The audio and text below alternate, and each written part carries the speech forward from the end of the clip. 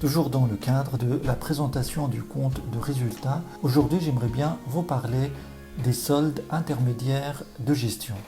C'est une façon de décomposer le résultat de l'entreprise pour faciliter, pour simplifier l'interprétation et l'analyse de l'activité de l'entreprise.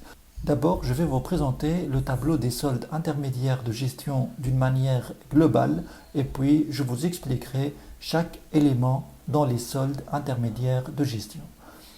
Ce tableau se présente de la manière suivante.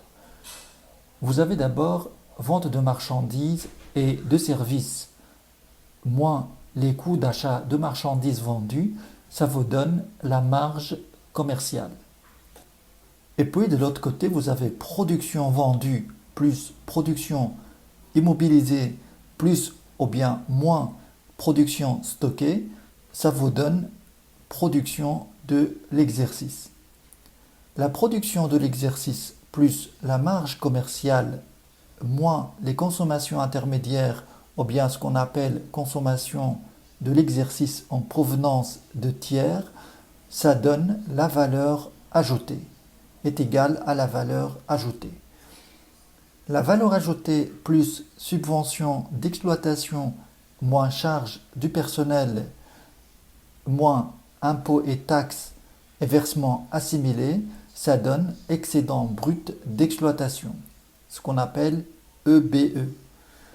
EBE plus autres produits d'exploitation moins charge d'exploitation plus reprise sur amortissement et provision d'exploitation plus transfert de charges d'exploitation moins dotation aux amortissements et provisions d'exploitation, ça donne ce qu'on appelle le résultat d'exploitation.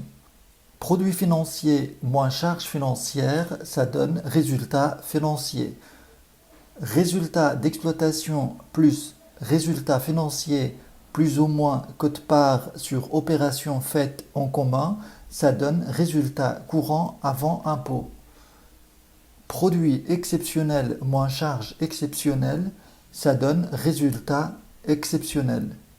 Résultat avant impôt plus résultat exceptionnel moins impôt sur les bénéfices moins participation salariale, ça donne notre résultat net de l'exercice. Voilà un petit peu la décomposition de ce résultat net de l'exercice.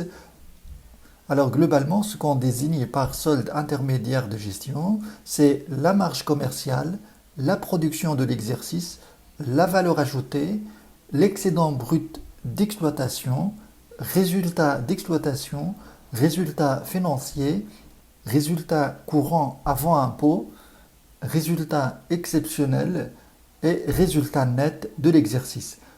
Alors tous ces éléments-là représentent ce qu'on appelle solde intermédiaire de gestion. Pour rentrer un petit peu en détail, pour expliquer chaque élément que je viens de vous présenter dans ce tableau, eh bien c'est ce qu'on va voir dans la prochaine vidéo. Merci d'avoir suivi ce cours et à très bientôt.